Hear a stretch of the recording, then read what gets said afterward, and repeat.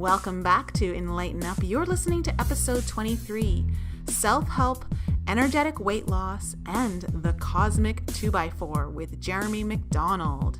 Jeremy is a really good friend of mine, as well as a healer, coach, author, and speaker, and he's going to be sharing tons of wisdom with us today on what the Cosmic 2x4 is, as well as, is it possible to lose weight energetically?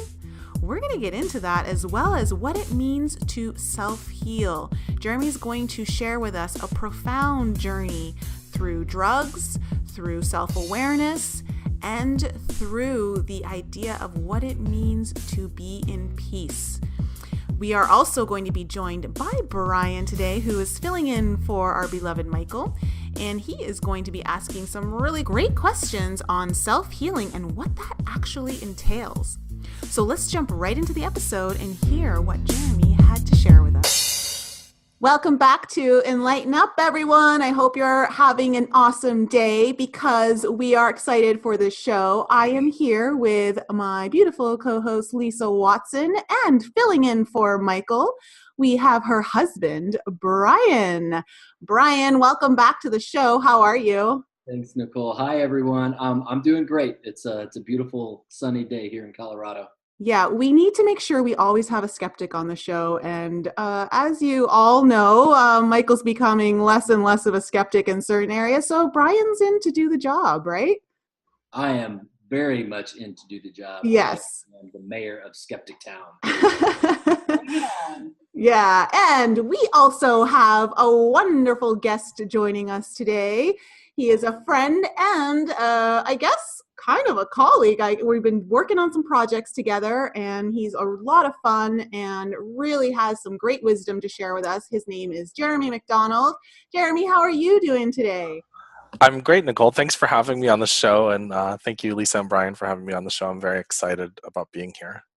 Yeah. We're excited to have you here. And for our audience, Jeremy is a healer, he's a coach, and he's also the author of Peace Be Still. He has a blog called Stillness of the Storm that he partners with Justin Deschamps on. And he's also a speaker. You're a motivational speaker, right?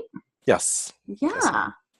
So we thought today's topic might be fun to kind of jump into this whole idea of healing, self-healing, and being healed. And Jeremy, you have quite an interesting story on how you self-healed. Yeah, we were just talking about that before we started the show, and so in my book, the first chapter talks about how I had an addiction to crystal meth, or sometimes known as Tina, and I also have an addiction to sex. And so why I talk about that in the beginning, because if I'm talking about self-healing, I felt it's very important to let people know that I'm writing about self-healing, but the reason why I'm writing about it is because I've been where they're at. And so, I had to pull myself out of that area of self-sabotage or self-loathing. And so we can talk more about this, but yeah, so that was kind of my beginning of my journey, is to finally say, hey, it's time to do something better with my life, or, take the journey out of this area where I'm self-sabotaging. And so, and it's interesting because I was still motivational speaking, and speaking in front of crowds and talking about a positive life. And I was still, on the weekends, messing up my entire life and my, emotionally destroying myself and doing a lot of things that I would consider to be not healing, up until that aha moment. And that was about 2006. So, yeah. Oh, wow. So what specifically helped you? How did you realize that there was the problem? Like, when did you have that moment or how did it really come to you of clarity? Well, so the interesting thing about the universe is that it will kick your butt when you are not wanting to pay attention. So I'd been studying self-help, and I was a corporate trainer for a long, long time, teaching Stephen Covey's stuff and, different self-help and, leadership courses and all that kind of stuff. So a lot of that's interlaced with, positive, words and stuff like that. And so And I also had been studying metaphysics for a long time. And so what came to me in 2006 is I had actually taken a job for about a year and became a vice president of a mortgage company. Because back in those days, if you guys remember, the mortgage industry it was lucrative. And I thought, oh, listen, look at me. I'm just going to do really well. And I did, because that was my sole purpose, is to move up the corporate ladder at that time. So then I remember sitting in my office and thinking, wow, I'm really miserable. And this is not what I thought it was going to be. And realized that I hadn't been pursuing any of my passion whatsoever. I loved helping people. I loved helping shape their lives and, helping see them, change their lives. And then it was very interesting after that, because I had made a commitment to do that. My entire life fell apart. So I lost that job only to get another one, to be terminated for basically some less than scrupulous, not very good things. I was basically terminated for being gay at a job for a company in Pennsylvania. I was living in Philadelphia at the time. And so then I had started relapsing, because at that point in time I had not been using a lot of drugs at that time, and then I had relapsed because of my depression, going back into that world of doing a lot of partying and stuff like that. And so then I had my storage locker was broken into, all of my stuff was stolen, my car was repossessed, I lost my house. And if that wasn't great enough, my relationship of almost 7 years had ended. So it was basically, I call it a cosmic 2x4 upside the head to start again. That's a really good terminology. But it sounded like you totally went through your dark night of the soul. Yes, very much so. And there was times, and I know it's hard for people to believe if you haven't been in a depression like this, but there's times when you literally just tried to pick yourself up out of bed and you would just fall back down into bed. And so basically my entire life, because I couldn't find a job, I moved home to Florida to live with my mother at 32, which is not a good feeling for any adult to have to do. And so, my entire pride had been broken, because it was a false sense of pride anyways. And so then I'm going through this experience, and and then I've started hanging out with friends that I was hanging out with before when I lived in Florida, and that's when I started going down this path of, I'm going through this dark night of the soul, but now I'm going to just make myself even feel worse. And so that's when I just really just kind of went crazy with a lot of things that I had done in my 20s and had an issue with it then, and it just really became a real problem. And then about 2008, I ran across a woman that is what I would consider one of my closest friends now, but she was my spiritual teacher. And her name is Virginia Drake. And basically, she's a very tough Kentucky woman, but also very loving. And she, if tough love is what I needed, that's exactly at that time is what I needed. I just need somebody to tell me to practice what you preach and start looking at yourself and the reasons why you're doing the things that you're doing. Saying one thing on the surface and then doing something totally the opposite. You're not being authentic. So you're also killing yourself. So, it took that person in my life. And if there's ever a belief in contracts, soul contracts, this is it, because this person walked into my life right at the time when I needed her the most. And as a result, that's a different part of the journey that, with working with her and making her face, basically she made me face myself. So, and how do you do that? How do you get out of, a self-sabotaging area? You have to ask yourself the reason why you're doing it. Why am I why, if I've had all the great things happen in my life, why am I destroying myself by doing something that makes me feel miserable? That gives me a certain amount of gratification for some hours, and then I come back and all the misery comes back in. Why am I doing that? And a lot of people might ask those questions, but after you ask the question, well, what is it going to take for me to get out of this? And so then you have to really look at everything in your life that is causing this depression, because nobody's causing your depression. Nobody's causing you to do that. You're doing it yourself. You're making the choice to be where you're at. And that was the things that she had taught me, is that because I would go into my boyfriend broke my heart. He cheated on me. I lost my job. My boss was a jerk. He did this and that, and everybody else was, to blame except for me. And she said, no, the only person that's caused this is Jeremy. I think that's one of the hardest pills to swallow for anyone, when you feel like life has just dealt you the worst hand possible, to take responsibility or ownership of what's going on and your participation in creating that. Yeah. That's definitely the turnaround point when I don't think you're even able to move forward until you get to that point where you realize that, wow, I'm the reason all this is happening.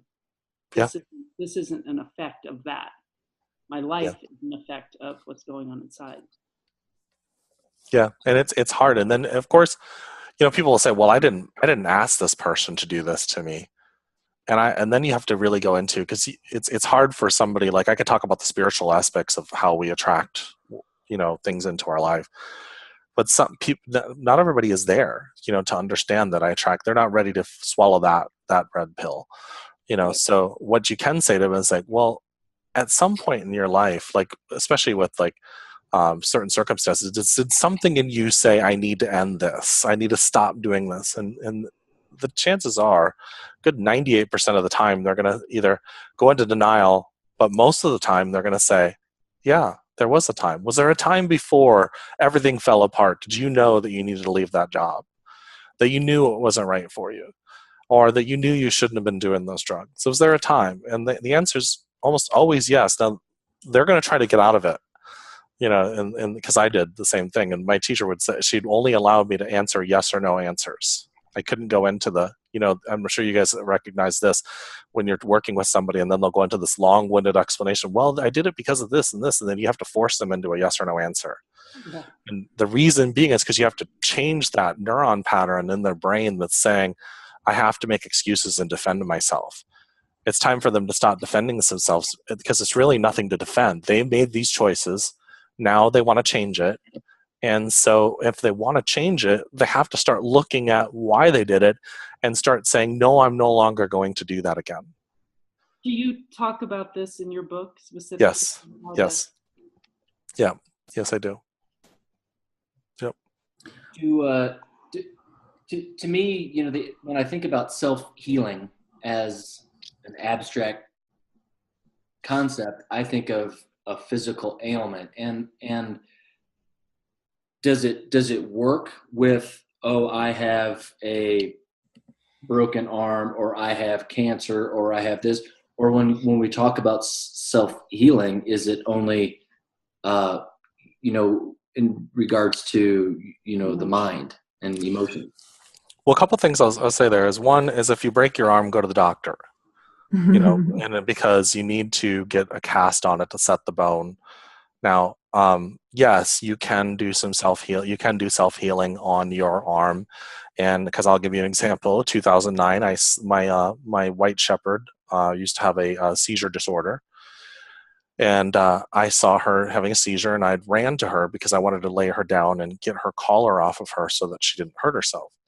Well, when I was running, I slipped and fell and hit my elbow on the side of the stairs, and so it cracked my elbow. And so I remember saying to myself, well, I'm a healer. I can heal this. I can take care of this. And so what ended up happening is, I could go into meditation, and I didn't feel any pain whatsoever until I fell asleep about 5 o'clock in the morning, and it was such excruciating pain that I thought I was going to die. And so I went to the emergency room, and they put a cast, or it's like a splint on. It's not really a cast for the elbow. And then I started working energy on it, and I got the cast off, or the splint off, in about 2 weeks, and was using it functionally in about 3 weeks. So the wisdom there is that, yes, absolutely, you can heal that, and you can stimulate healing a lot faster than just waiting around for something to happen. So sorry, Jeremy, when you say energy work, just so for our audience, like what exactly did you do? So I started seeing the energy coming down into the arm and down into the elbow, and seeing it put back together and it mending fast and allowing the body to do what it naturally is there to do.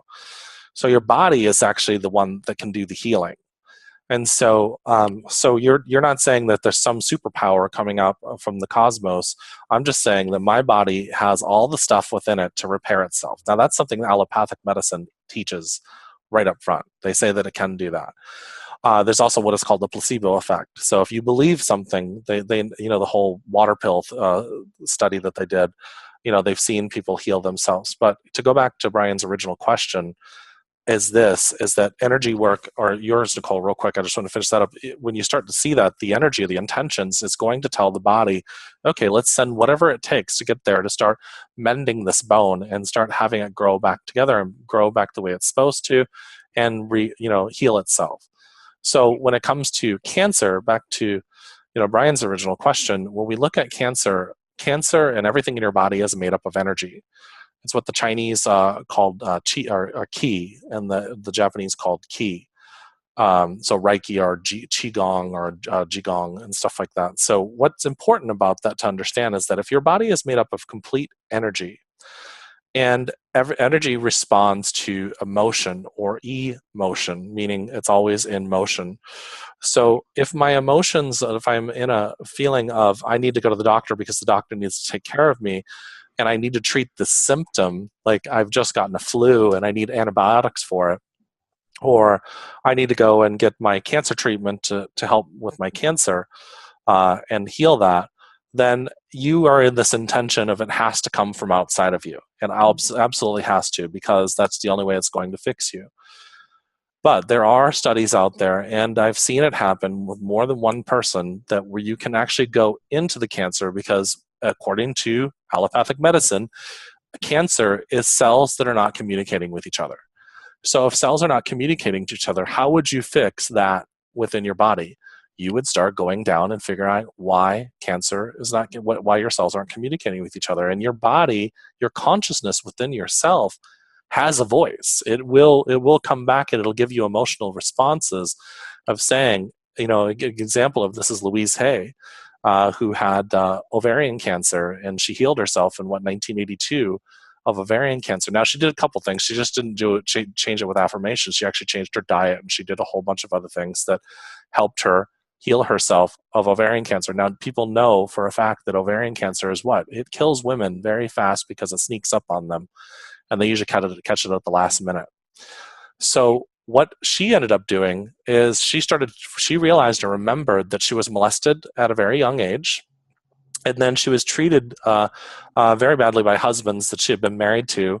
And that she, as a result of that trauma in that area of her body, she had gotten cancer. So she started going into that area of her consciousness and allowing all those feelings of trauma to come up, and started facing them. And in asking for forgiveness and forgiving and giving it love and compassion and stuff like that. So what heals that? It's the love and compassion. It's the forgiveness. It's the letting go of the energy of the trauma, so that those cancer cells can go back into flow, as opposed to not communicating with each other. So, but you said she did a couple of things. She didn't just do affirmations. No, she didn't do just affirmations. So how does anyone know what actually cured the cancer? Doesn't really matter, does it? It was cured when you really think about it. And that comes into the placebo effect. See, now this is where this is why we love our beloved skeptics, because the skeptic is so caught in linear thinking in the mind, right? And by no means do I mean any offense to Brian. I think it's a fantastic question, and I think it needs to be asked. But it's when we get caught in this idea of what we can only tangibly see, do, feel, hear, that only makes sense in our mind. Yeah, right, but that's not necessarily why I'm asking the question, because the statement was she cured herself. And the reason I ask from a math and science point of view is, well, how do we know what actually cured her? How do we know that she cured herself? It could have strictly been the diet. She could have been eating something that was just terrible and it caused it. And she still cured herself by choosing to change her diet. She didn't. Well, I think the point is, like at the beginning, Jeremy was saying, we don't need to look to the outside for something to come in and fix us, that we have the capacity within ourselves to fix it. And whether that comes from a conscious decision to become healthier, to change your diet, to exercise, to start to meditate, to be more mindful about yourself, you're taking it into your own hands. And yeah.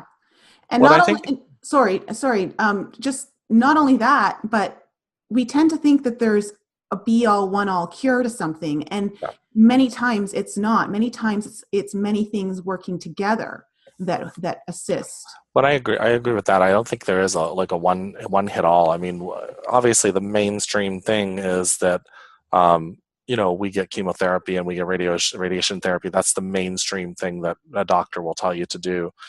And there are people I know that are cured of that and live very long, healthy lives. And so I am not because of what I know that it does to the body afterwards. But in this sense, her choices of, the affirmations plus changing her diet helped her become cured. There's also the Gershon miracle that they consider to be a cancer treatment as well, but is not necessarily well thought of here in the United States. So, what is that? I'm not familiar with.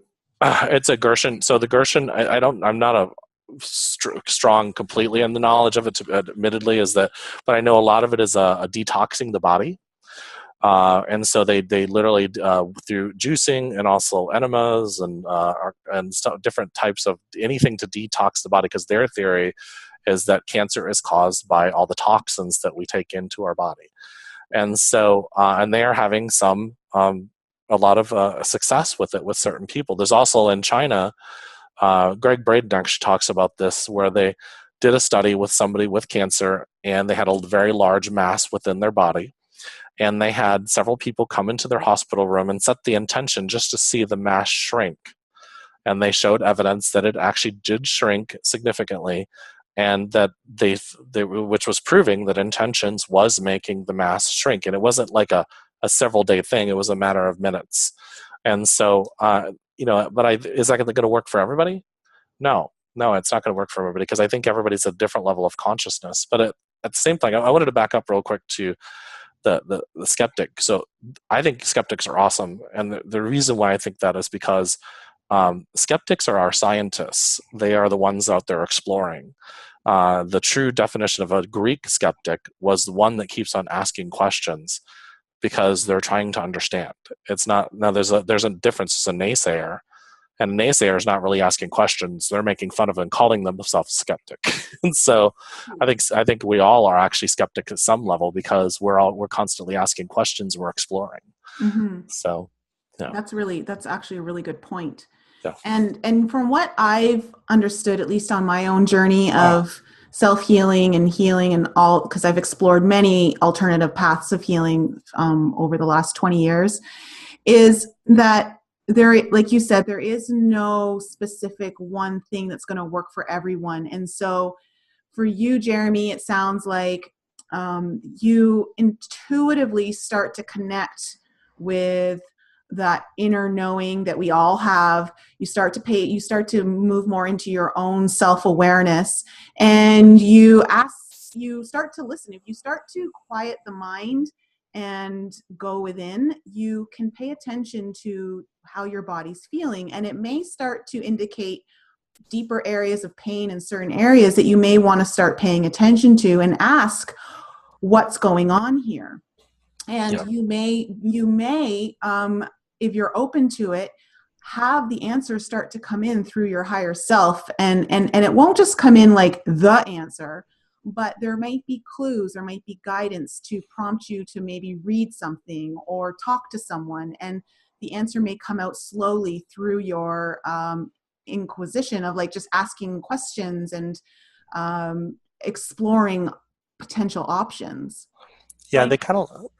I was just going to say on Maureen St. Germain, who we interviewed a couple shows ago, talks about that in her Waking Up to 5D. Oh, nice. I'm interviewing her in like 2 weeks. Yeah, she just talks about asking your higher self just simple questions. Yeah. Should I wear the red shirt? What shirt should I wear today? Or what route should I take to work? To just kind of get used to tapping into your higher self and tuning into what that feels like and what those answers feel like. Well, it says right, and then to go into the Bible, it says, "Ask and you shall what? Receive. So why don't we ask the dang questions and ask what's the worst that's going to happen? It doesn't happen, and there's this inner dialogue. I think that's a great point. There's this inner dialogue going inside your head all the time, and that inner dialogue is saying. A lot of times it's saying, "Oh, this isn't going to happen for me. Oh, I don't have enough money to pay for this." And why not have a different outlook on it? Even if you don't believe in the ask and you shall receive part, at least the inner dialogue can say, well, what shirt should I wear today? And then you could have fun with it. Or Is what this route? something that anyone is capable of? Because, this is just something that it's not just that it's beyond me. It's just, obviously my wife believes in another side of the self. And because I've never seen it, I don't fully understand it. So how does somebody like me start to be able to heal myself? Or, you have to believe to have it work, I would assume. Well, not necessarily. Yeah. Because I've had people that have had healing work done on them and didn't believe in it, and that made them a believer. It's a willingness, I believe. It's more of a willingness, except for the way I would say is this, Brian, is that you would have to go explore that area and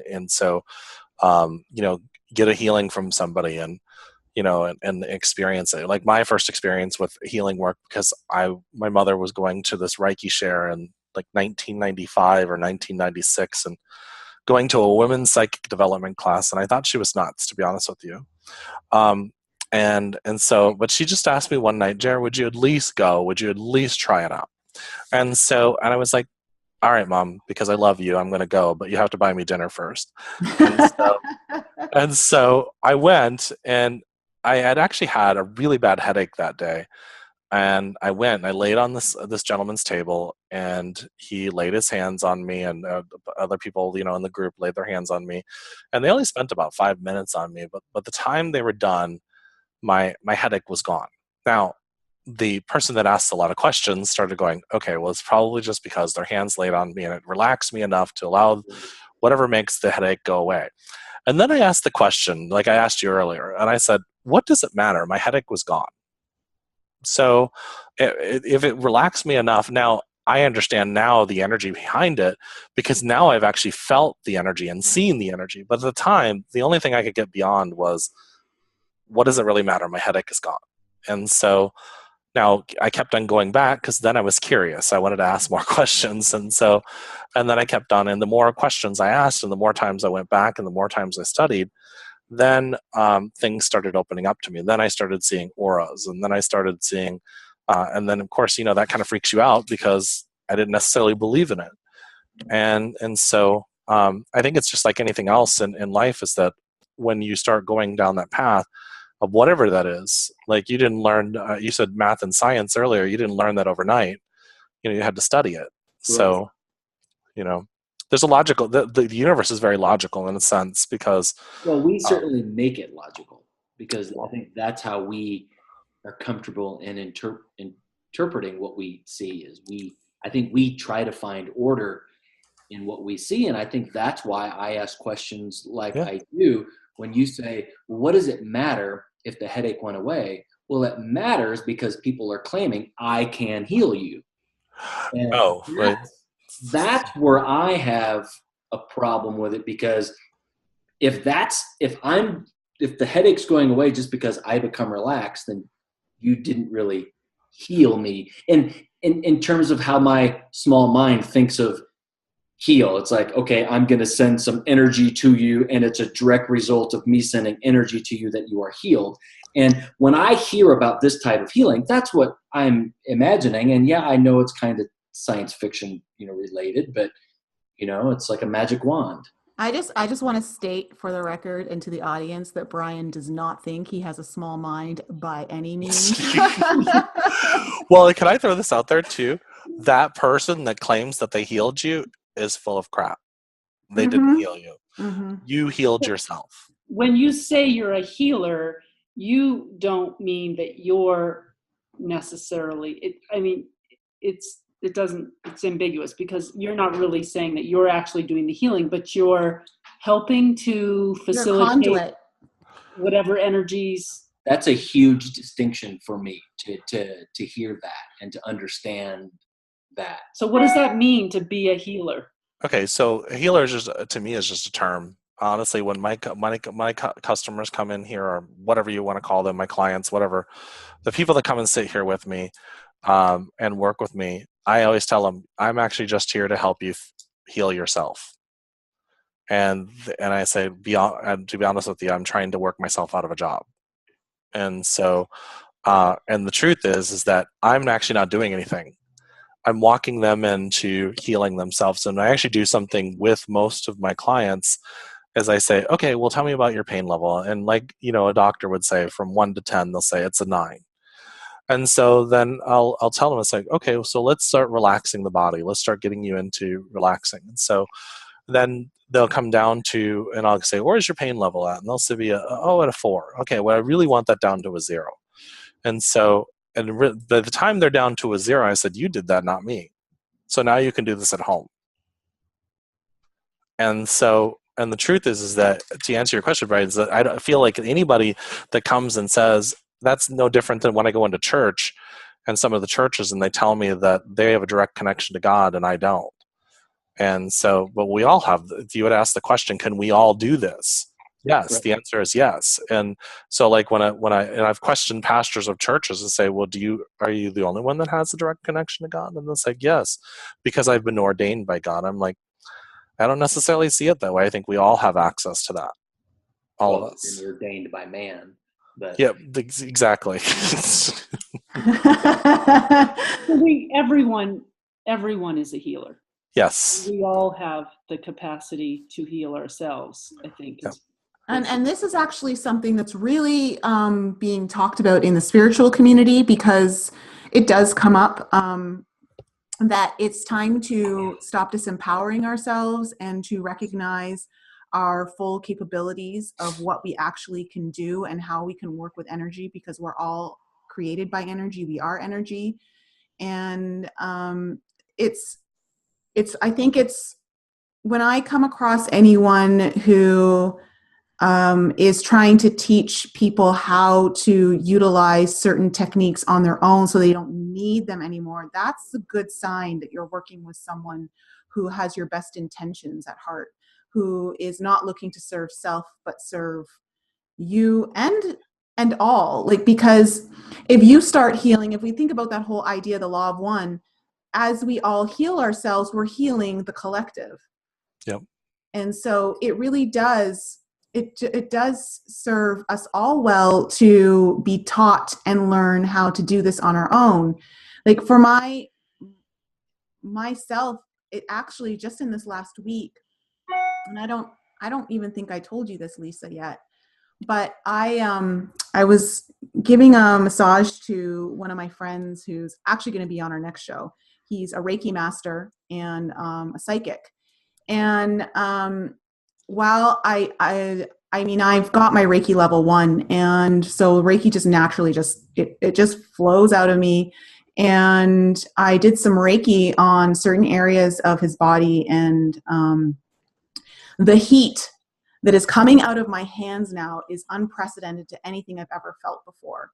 And even last night in my meditation, I was holding kyanite crystal in my right hand and a clear quartz in my left hand, and my hands were on fire. It felt like they were melting through my legs, and the kyanite literally jumped in my hand while I was meditating. And so this idea of us working with energy and understanding what it feels like, I think for you, Brian, and for anyone who's listening who's interested in this, to our audience, play with it, have fun with it. Don't look at it as in this thing that you have to do, but just kind of play with it in an exploratory way of paying attention to how your body feels, and do you feel anything in any areas of your body? Can you control it? You sounded a little surprised by it. Can you control it and actually harness that energy and direct that energy like a little ray beam or beam of light? Yeah, I believe that you can. It's just in that instant, I wasn't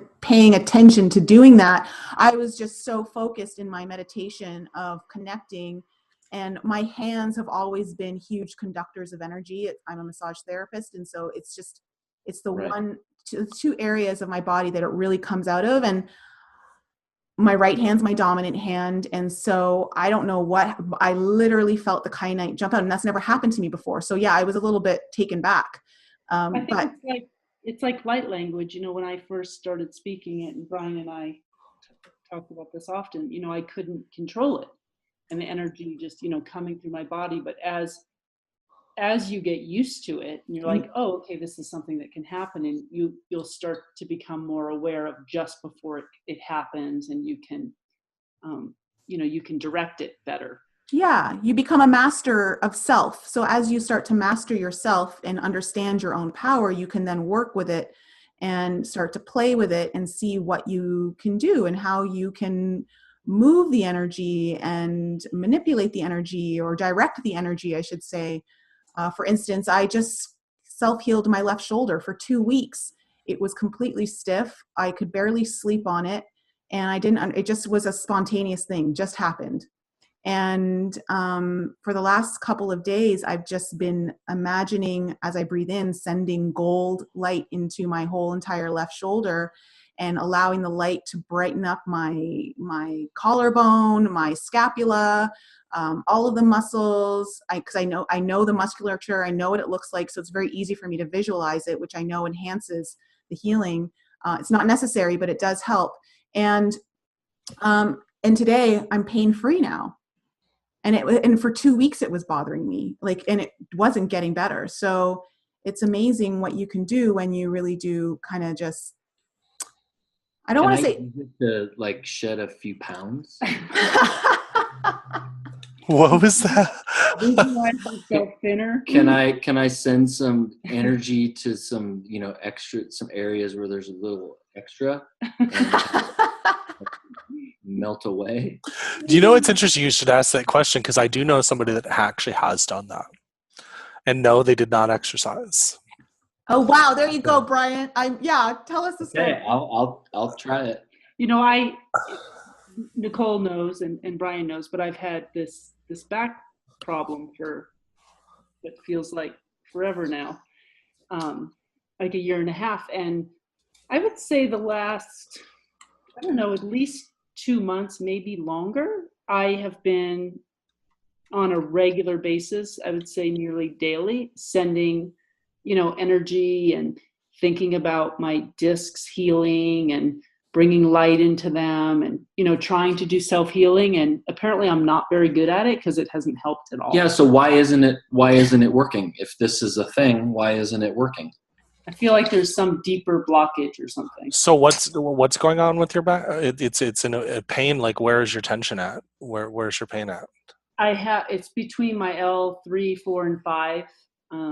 And it's been going on for like a year and a half, but it's really affected the muscles, like in my hips, my lower back, my psoas is like just really, really tight. So I'm in discomfort all the time. All the time. And sometimes to the point of tears. There's so much pain.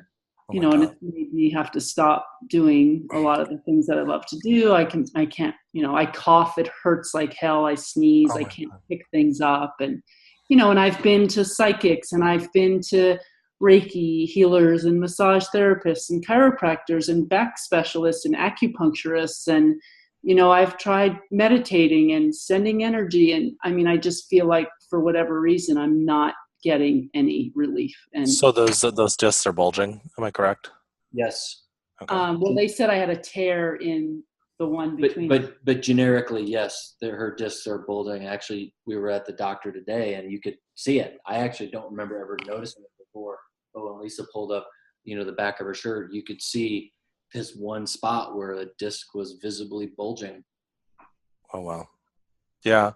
So are they recommending surgery, or what are they recommending for it? Just curious. No, I refuse to be a candidate for surgery. Okay. But Okay. and I know people who have had these types of things where they just take a long time to heal.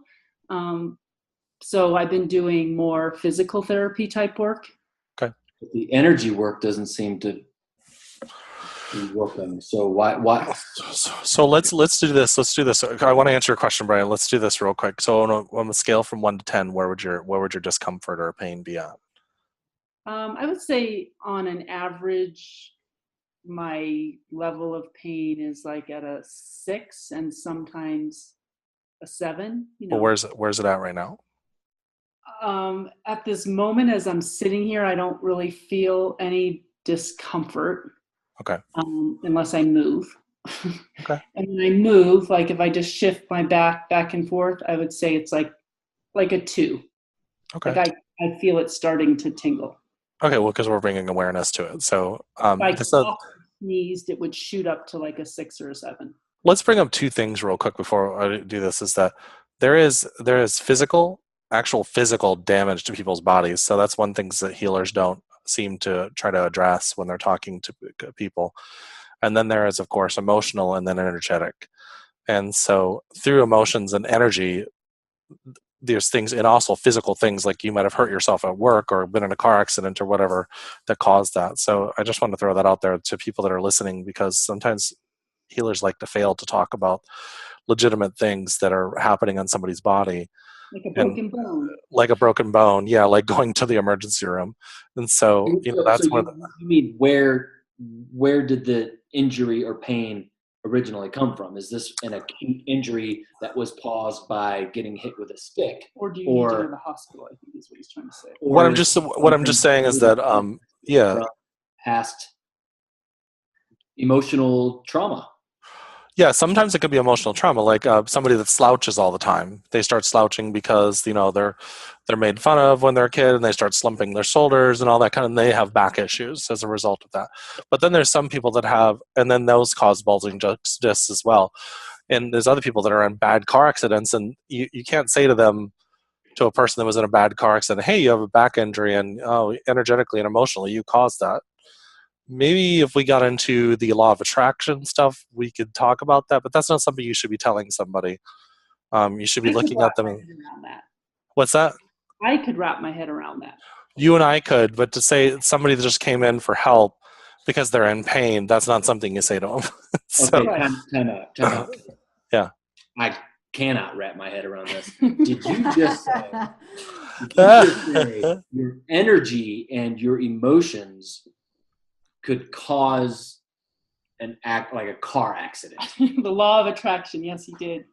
So this is why you don't. If Brian came into me and I said that to him, he would be like totally out. He'd be like, Be out all the right. door. He'd be like, so, and the purpose is to help Brian with this pain, not have him out the door. So to answer your question is that if you bring the idea of the law of attraction or the law of cause and effect into the conversation, and you say that everything that I put out there, I bring back tenfold. Okay. So any thoughts that I put in there of, let's say I'm going to have a horrible day and everything is just working against me. Could one more thing go wrong? Well, yes, you're going to get hit by a car, that kind of stuff. And so if you believe or understand that idea that our thoughts create. Now, it's not that you said, I'm going to have a car accident at 2:02 on Friday afternoon. No, it comes with the universe responds to whatever your emotional state is, and so, and then, yes, you are going to have something else that's going to happen to you today. And yes, the universe is working against you because that's what you're saying is happening. Now, so that is a hard thing for people to wrap their head around. That's a huge red pill. Why would the universe give a shit about me?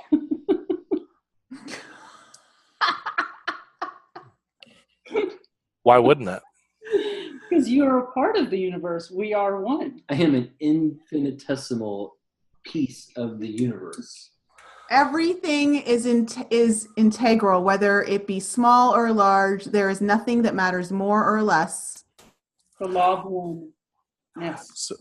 So here's how I understood that, Brian, because I had the what they just quoted from the law of one, like totally went over my head when the first time when somebody said it to me. Yeah.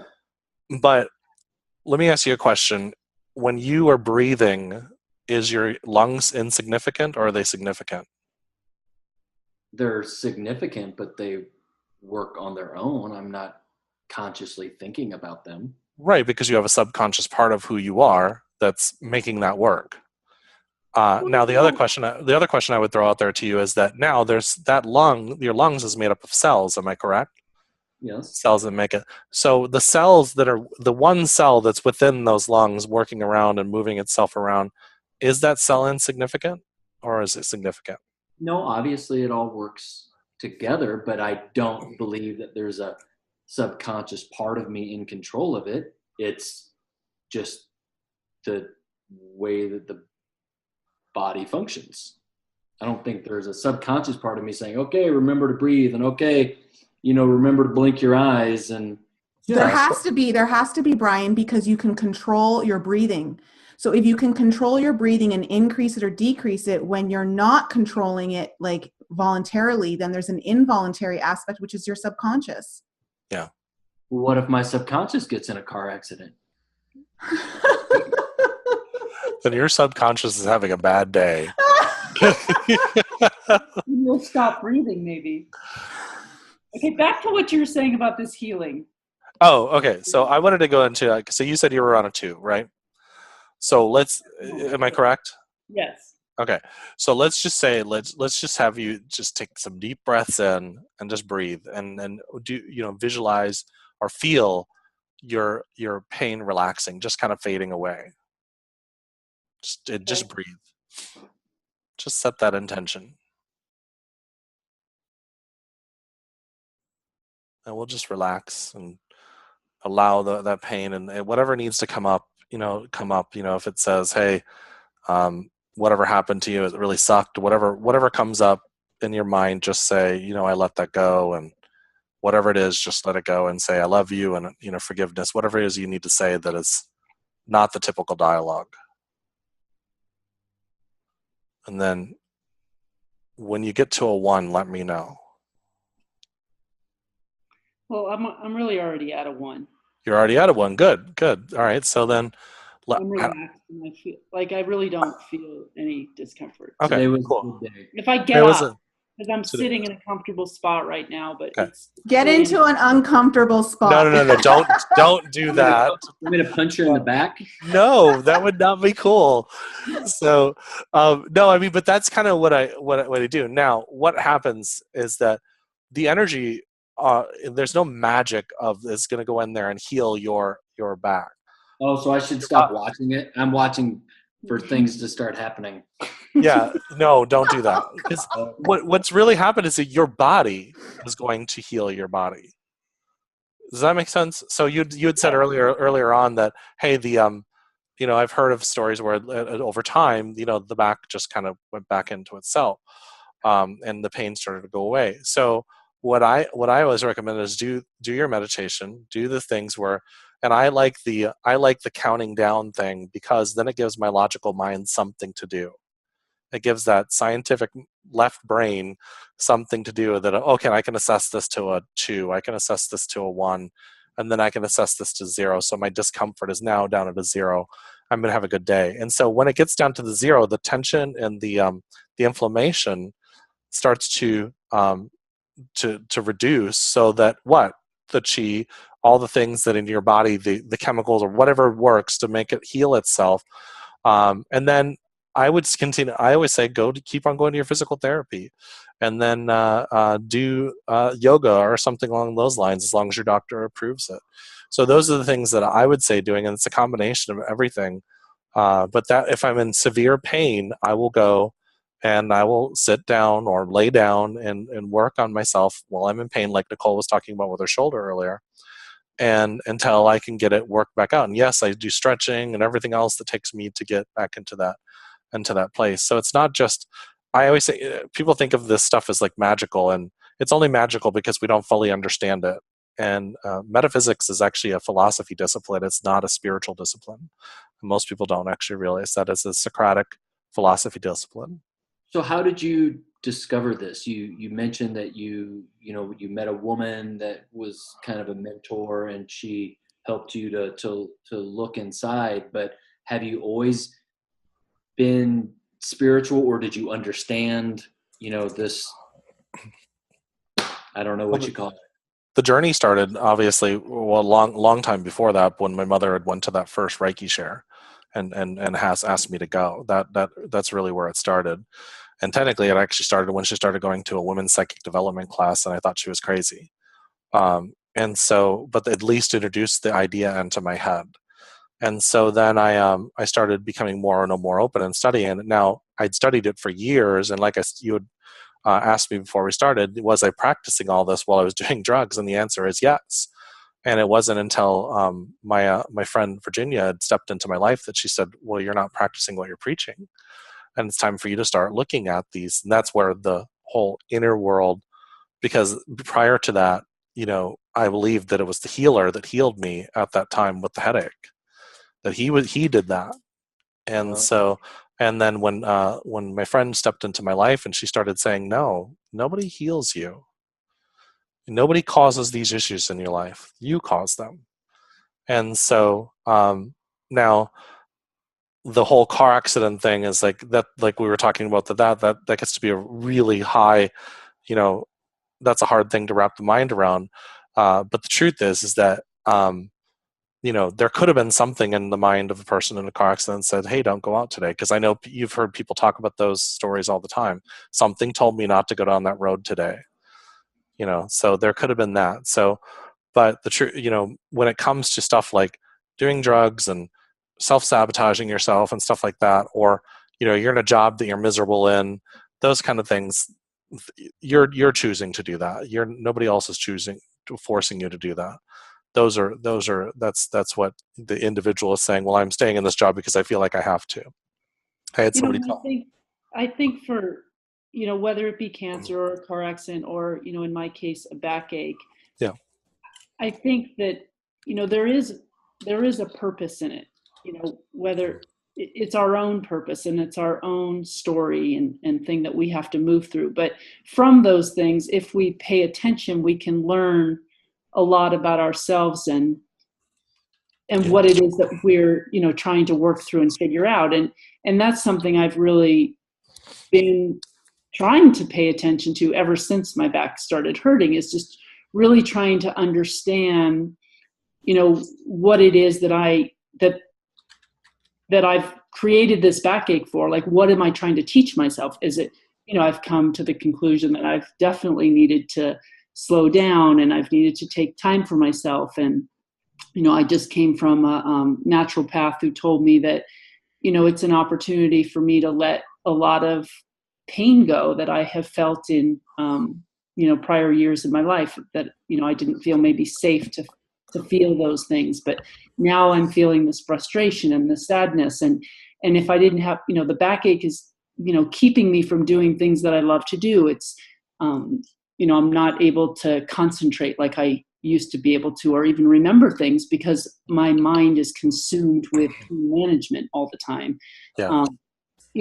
But it's bringing up other things in me. So, I guess it's about embracing the pain and moving with it and loving it and, forgiving it and yourself. I think that's an important thing to do, and not fighting against it, as hard as that is, and I know for me, that's really difficult, because you just, especially when it goes on for as long as it's gone on, you just start feeling like you're over it. You just, you stop. Why does there have to be a reason? You guys, when you say these things, it sounds like there's nothing random, or there's no accident. There's always a cause and effect. Like, I did something, I had a bad thought about somebody, and now I stubbed my toe. Well, the thing is that cause and effect doesn't necessarily mean I did bad. It's just that everything that I do causes something, and then there's an effect afterwards, whether it be positive or negative. But And so, hearing it this way, Lisa's back pain, which can be quite bad sometimes, it sounds like she deserves it for something she did. well, that would be saying it's like a punishment, and it's not Yeah. necessarily a punishment. So, I don't feel like it's a punishment. I think it's more of an opportunity. yeah. I think, for me, in my case, I haven't emotionally, my life has been difficult, from a very small age, not, having a lot of support from parents or, abandonment issues or whatever it may be. And there's a lot of emotion that goes with those things that, especially as a child, that you don't feel safe in feeling, that you're in, survival mode or whatever the case may be. And none of these feelings maybe aren't even allowed to start to surface until you're much older. Maybe you feel like you're in a safer place, and they may manifest their way out, through a backache or something like that, where maybe now you finally have the time to just feel the way you need to feel because you can't do anything else. Like, I can't go to work. I can't just clean the house. I can't keep my mind occupied. I'm forced to just stop and feel how I feel. And I think that in that way, it's a good thing. Well, I think what it comes down to is, so when we're thinking about expanding consciousness, like everything that we've experienced or we are experiencing is causing us to become more self-aware. And as we become more self-aware, we expand consciousness. Now, we could even get into the whole past life stuff and all that, and the karma or cause and effect with that, but that's a whole other conversation. Yeah. So, but I mean, when it comes into that, like, we all have these things that are happening in our lives. And so, and the other thing is, like, I always think about this, like if I have this body that experiences pain, bliss, love, joy, depression, all these things, why would I not want to experience the gamut of everything that I was created to have? And so we try to avoid the things that cause us to have discomfort or pain.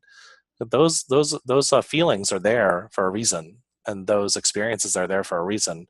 Now, do we want to stay in depression? Absolutely not. What is it? It's all about balance. And so, if we continue to try to avoid what gives us pain or discomfort, then it just becomes, it keeps on happening over and over again until we face it. And I think it's what you're talking about. These things just come up, and so it's for you to look at it, and they're opportunities.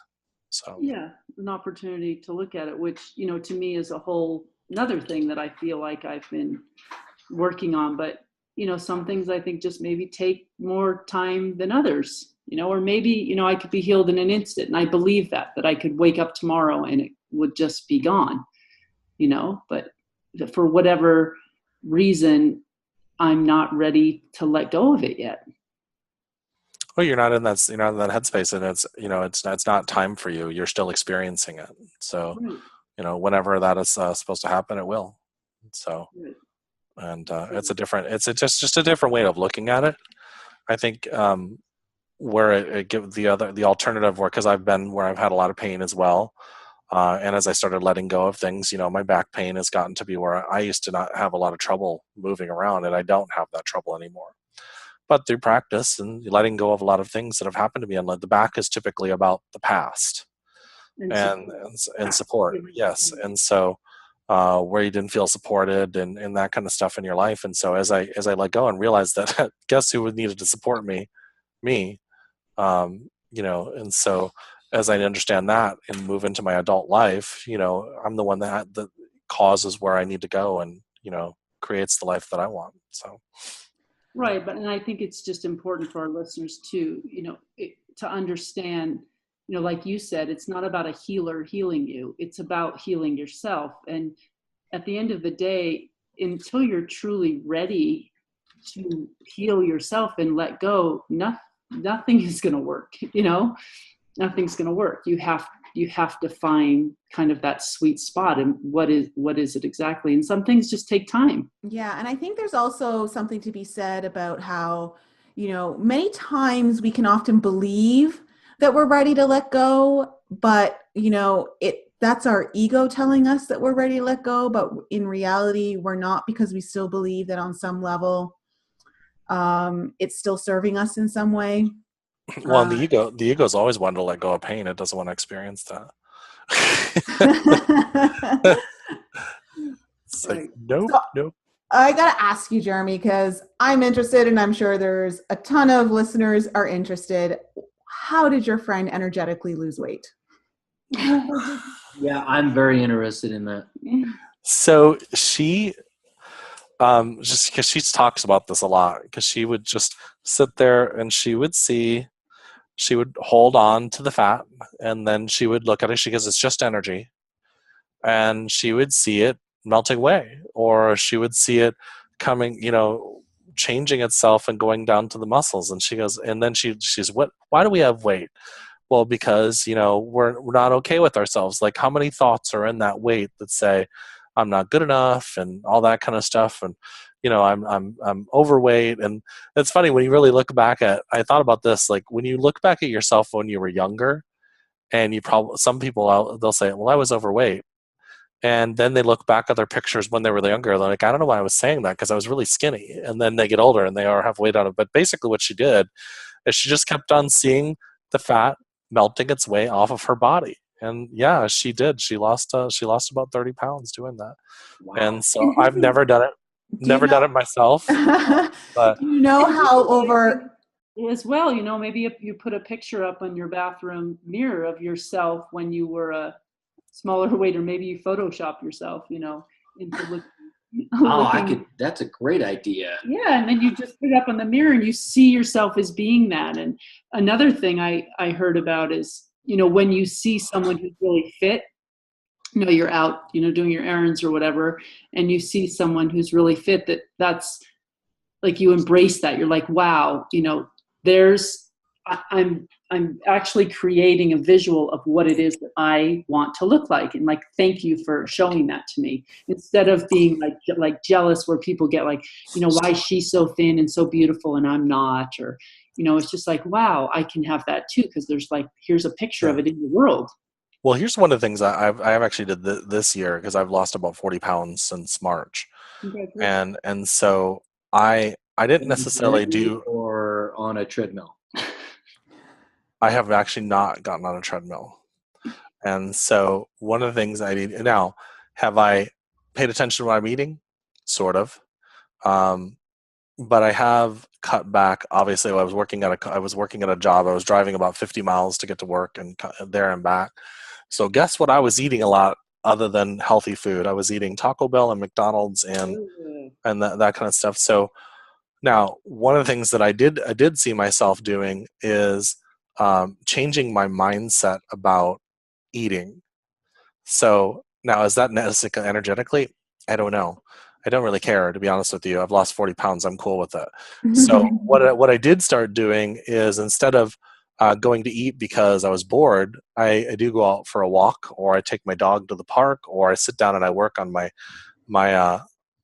book, or do a live feed on Facebook or something, like things that I enjoy doing, as opposed to going and eating a bunch of Krispy Kremes.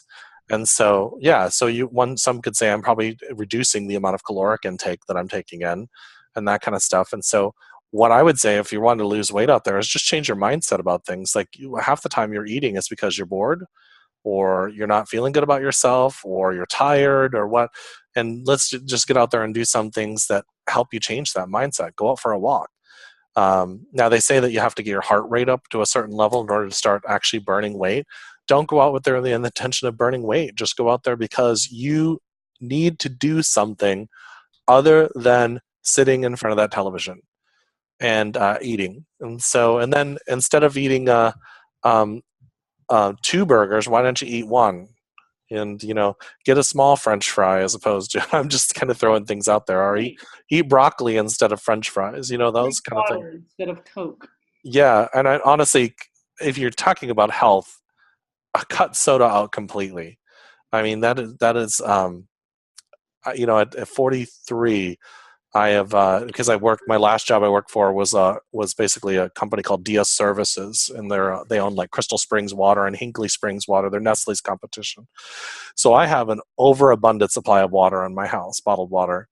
And cutting soda out of my life has significantly helped my health and my energy level. Because that stuff, anything that you'll pour on your car and it will peel paint off your car, imagine what it's doing to the flesh inside of your body. The problem is that Brian might have to give up whiskey or Yeah, I don't have problems with anything you're talking about. I'm actually a really healthy person. I've never drank soda, and it's just So, okay, Brian, wine. I'm going to ask you this. Yeah. When did your weight come on? When I was born. No. You said you gained weight when you got back from China. Yeah. Oh, Lisa put it on me. No, I was I've never really struggled with my weight. It's just it lives at a certain level, and I can do certain things, and I'm at an okay weight. I just wish I could, lose a few extra pounds, and I think it gets harder when you get older. And I just love the idea of not getting on a machine or on the road or in a gym and sending some energy to destroy it. I think so. Nicole, I know you're going to get at, it has to do with, I want you to say it. Go ahead, Nicole. So what do you not feel like you're good enough at right now? Nothing. I'm awesome. Can I cuss? I almost said I'm fucking awesome. Yeah, you can totally swear on the show. we don't censor anything. Full expression.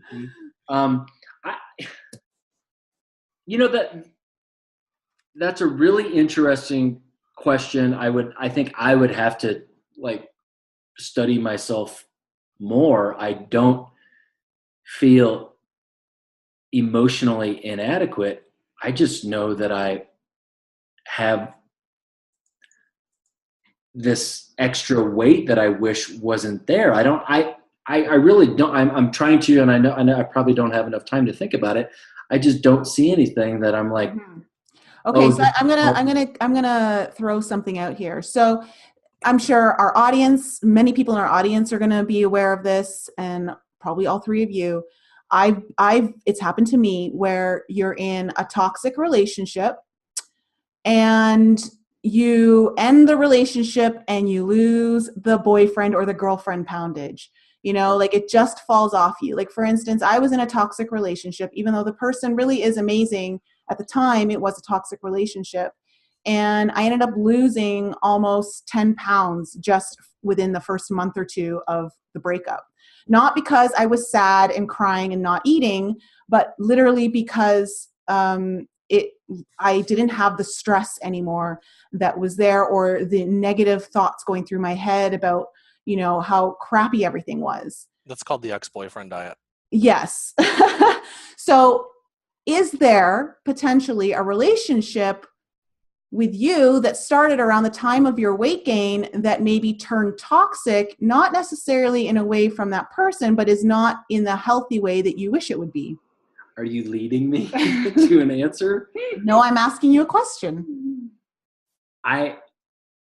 Yes, my wife wants me to say yes, but I don't see it tied to my weight. I currently have a difficult relationship with my daughter, but I don't tie that at all to any weight gain or weight loss. Did your weight gain start when things became difficult?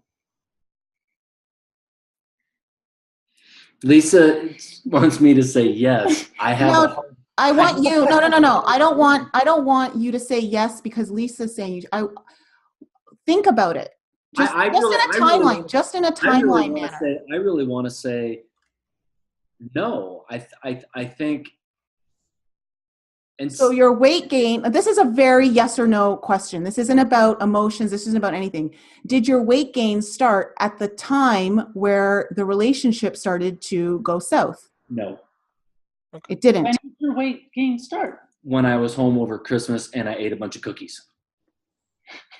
And when did the relationship become going south? March. I really, and I know everyone wants it to be. Because you're There not telling the truth. Because I saw a picture of you in like January or February, and you weighed like 20 to 30 pounds less than you weigh now. Oh, no way! I did not weigh 20 to 30 pounds less than I did. I love it. We all have a disillusion of what our weight is compared. But Lisa's right. It was not too long ago. But I will counter. And again, this is that whole math. To me, this is math and science. When I look at when I was 20 pounds less than I am right now, I was homeless and I didn't always eat meals. Okay. So, that's the homeless. Well, you know what, Brian? Maybe just stew on it a little bit and see if I will. And I know. I wish I could give the answer. Here during the recording. But I really do think it's going to take some introspection on my part to see if there is something emotionally connected to where I am and why I'm kind of in this one spot where he actually eats like what I eat, and he eats pretty healthy and working out every day, and there's really no reason for him to be carrying around extra weight. Yeah, it's definitely not the diet. It's not the diet.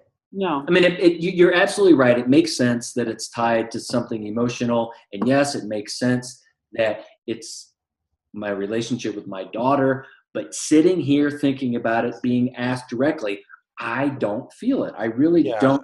I don't think. Go ahead. I was just saying you can't force it out. So I think you said it, you hit it right on the head. You're going to it's going to be some introspective, thinking about it for a while and pondering it. So. And I would assume that's a big part of what you're talking about in terms of being able to allow yourself to be healed or to get into healing yourself. You have to have a certain level of understanding. Yes, somebody can send, energy to you, but if you don't really, understand the cause and effect, to me, this is that same discussion of, okay, some things that you did, there could be this law of attraction and you hit a tree, and maybe that's the same reason I can't get my mind around it, because I don't think I could get my mind around that. It's been a great conversation. I mean, honestly, and I think it's a great example of taking time to think. I mean, even for myself, as much time as I've taken over my back, I feel like every few weeks, like something else comes up and I'm like, oh, okay, maybe I need to, focus on this or pay attention to this. And meditation is a great tool to just quiet your mind and kind of, marinate on the thought, like, why am I holding on to this weight? And just allow your mind to be clear for a while, and maybe something will come to you. Well, actually, I would counter you, Lisa, and say it's not necessarily so much time to think and ask, and think about it, but more feel it, right? And that's something you've been told as well. And I feel like for you, Brian, because you're such a thinker, it might be more beneficial for you to just sit with how things feel in your body when you're thinking about that. Yeah. And not trying to figure it all out, but just see what comes up in your body. Well, doing anything like that would be something new to me. I don't meditate. Yes, I think a lot, but it's not introspective. I don't think about myself. Thinks about numbers and spreadsheets and ideas and things like that. I think about things, not real things that I can touch and see, not something emotional. Well, will you try it out? Will you try the whole sitting with it and just what you feel? Try it out and report back on a future episode. I'll make sure Lisa obviously is going to see, and we'll talk about it. So yeah, I'll definitely. We'll do it together. We'll feel together. I'll feel my back, and he can feel his love handles. Good. Tag team. I will feel his love handles too. Aw. They're not so bad. They're just... Awesome. Well, this has been great, Jeremy. It's such a good discussion. Like, really good discussion. Yeah. It's been great having you. I'm excited to get your book. I want to read it. I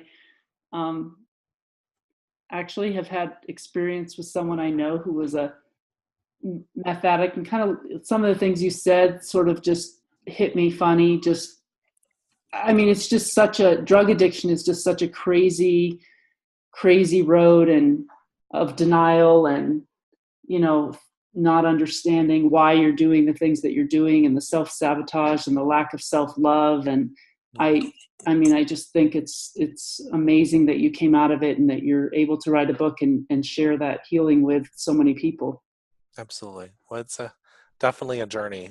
And so that drug is not a good drug. So. Well, Jeremy, do you have anything to share with our audience on any upcoming things that you'd like to let them know about? Well, I am doing a webinar with Nicole on the 13th of December. Oh, yeah.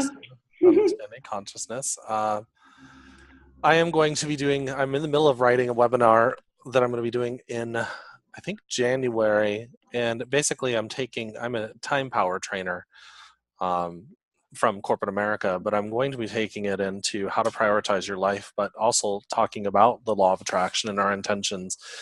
So I'm going to be blending those two worlds of actually setting goals for yourself and prioritizing your life, and then setting the intentions with it. So I've been working on that one for about a month now. So I think I'm going to be doing that and releasing it out in January. And that's eventually I'm going to get done with my second book. My publicist would be really happy about that. And so that's kind of where I'm at right now. And you've also got a free meditation coming up on the 12/21 portal in December. Yes, on December 21st, for the winter solstice, I'm going to be doing a meditation. I do have a guest that I've asked to come on and help me in Justin and Teresa with the question Q&A, and she's getting back with me. I cannot release the name just yet because I don't want to say that she's coming on and then she's not. And so, because she wasn't sure if she had another commitment. So, but when that comes out, I will definitely make the announcement. So, yeah. So where can everyone sign up for those webinars? So they can go to a couple places. My personal website is www.jeremymcdonald.net. And also I'm the managing editor of a blog called stillnessinthestorm.com. And so you can go to either one of those or to my Facebook page, and you can find me at Jeremy E. McDonald. Just type in Jeremy E. McDonald and you'll find me on Facebook. And so I had to use the E because there's a basketball player more famous than I am. Oh. So.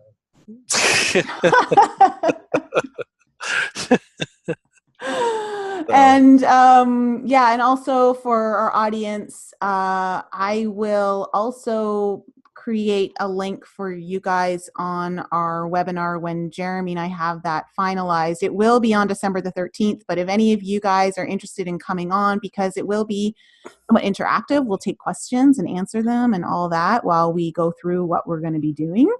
And we'll leave a link for that on the enLIGHTenUP website, as well as the enLIGHTenUP Facebook page when it comes out. So you guys can all find that there as well. And what else? There was something else that I wanted to say, but your Stillness in the Storm blog, everyone go check it out if you're interested in some different a variety of news sources on health, wellness, politics, science, all that stuff. You guys have some great information that comes out on there. So for all our audience, you can check that out, stillnessinthestorm.com. So thanks so much, Jeremy. And your book, Peace Be Still, can they get that on Amazon? They can get it on Amazon, or they can just go to my website, jeremymcdonald.net, and there's if you go to the right, there's a link for it. So okay, great. Okay, so thanks so much, everyone, for joining us today. And thank you, Jeremy. You've been a fabulous guest. You're going to have to come back on again. You promise? Yes. Absolutely. Absolutely. Yeah. It was a lot of fun. Yeah. Thank you so much. And thanks, Brian, for being on and being our fabulous skeptic. My pleasure. Anytime. Thanks, Brian. All right, everyone. Thanks for joining us, and we will be back with you next week. Bye. Bye.